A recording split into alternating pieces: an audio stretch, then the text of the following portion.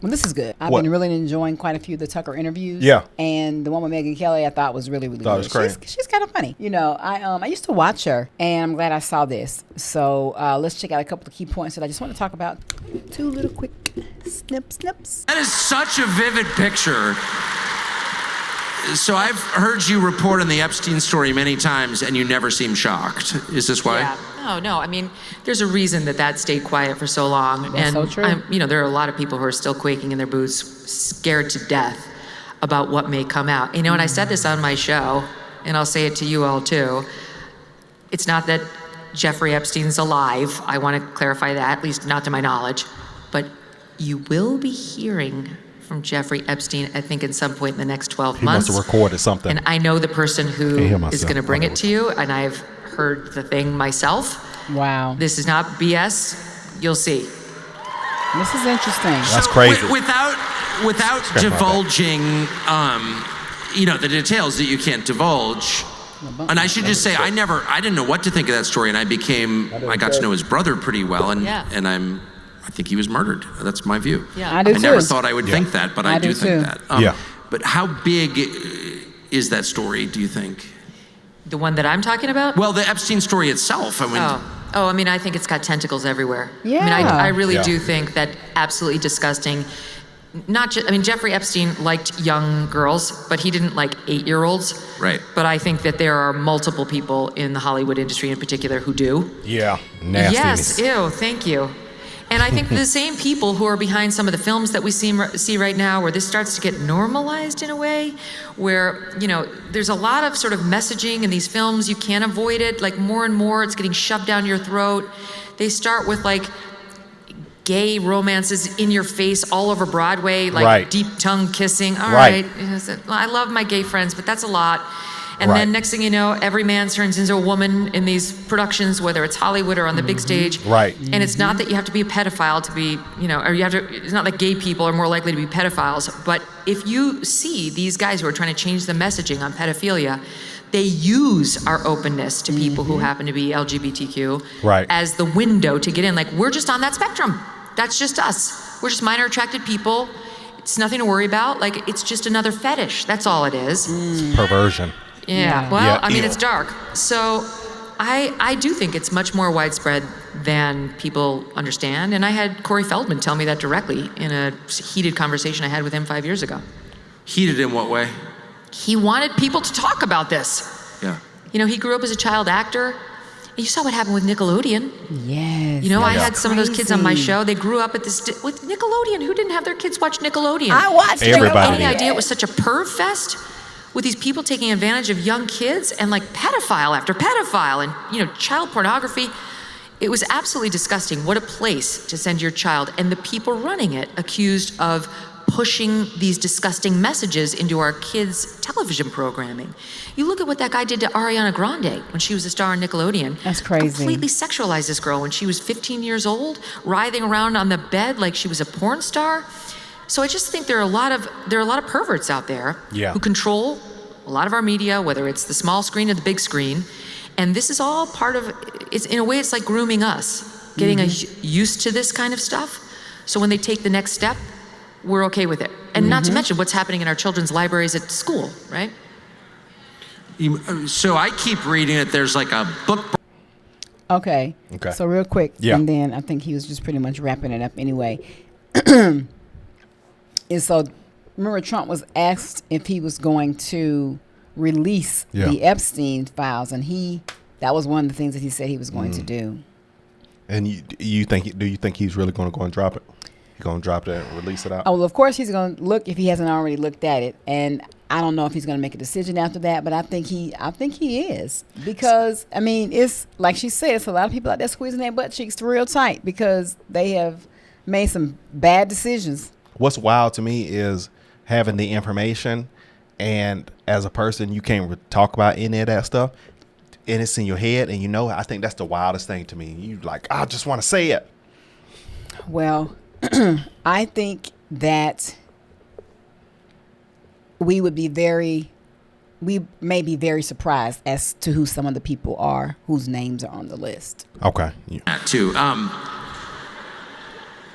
So Kamala Harris as not to go over what we just saw, like in the last 2 months, but how exactly did she become the Democratic nominee without anyone voting for her? Is that, how can that happen? I've never seen somebody so good at failing upward. Right? It's amazing.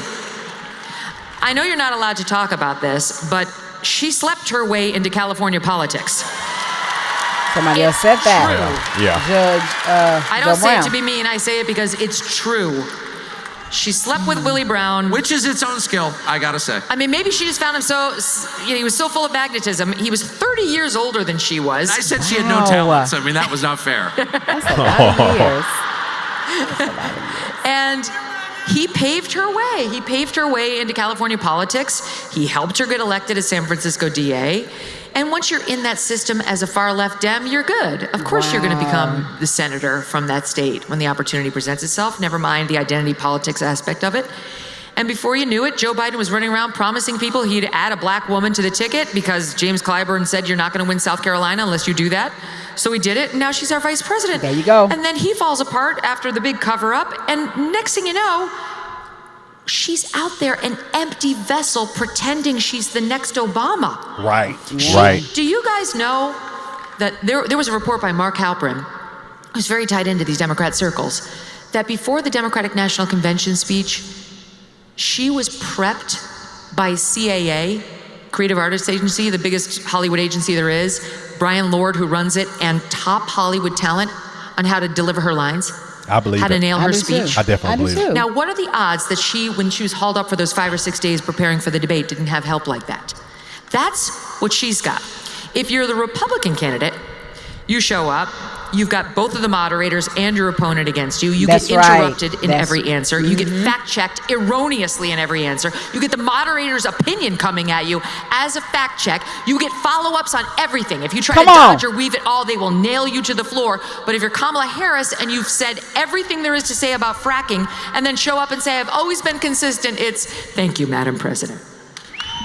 The most interesting and newsworthy. I mean, That's wild. It is. And she broke it down just so real. She broke it down so real. I was like, okay, yeah, we got to talk about that. We got to talk about that. But what do you think about the question he asked is like, how did this even happen? So it tells you how she started and then how she was able to just, weevil her way to where she is.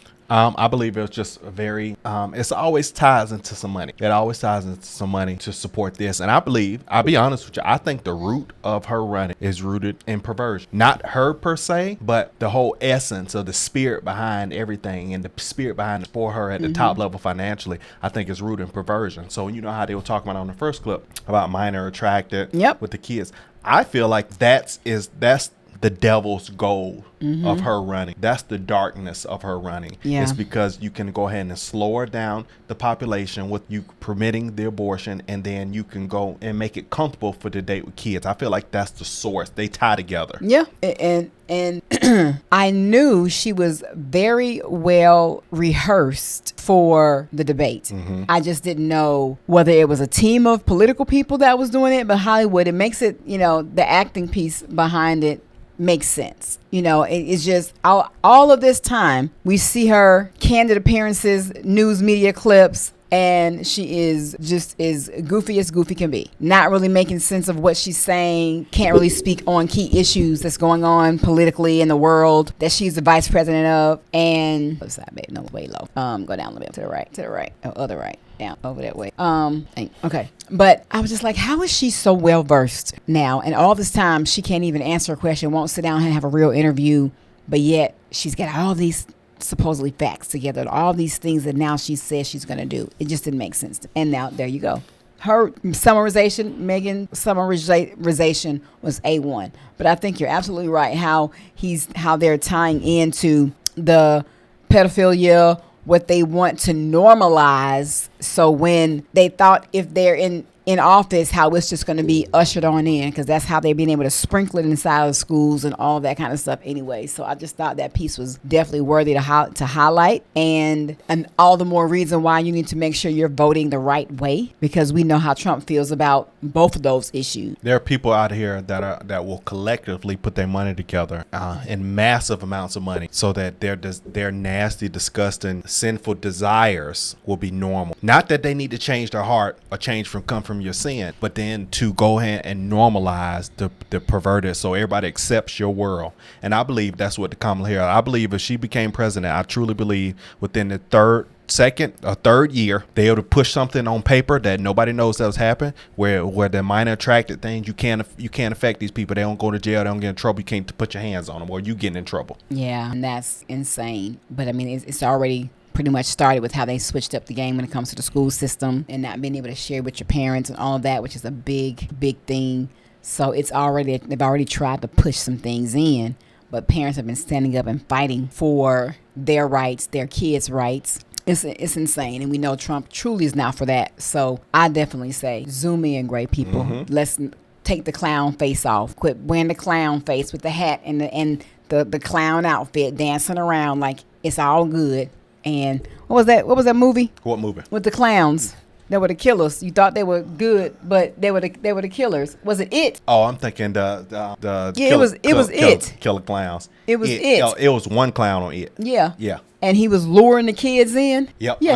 Under the sewer. Yep. Yeah, He was luring the kids Pennywise. in. He was luring the kids in. That's exactly what they doing. Luring the kids in. No, thank you. Oh, disgusting. But that's what came up on spirit that we were talking about. It was because it's rooted in some kind of perversion. Oh, most definitely. And they're willing to pay as much as possible, and they know she's a willing vessel to be able to put the implement too, because based on her heart and her track record and how she got to where she'll be, they know that it's her and make her richer at the same time. Yep. So, all right, man.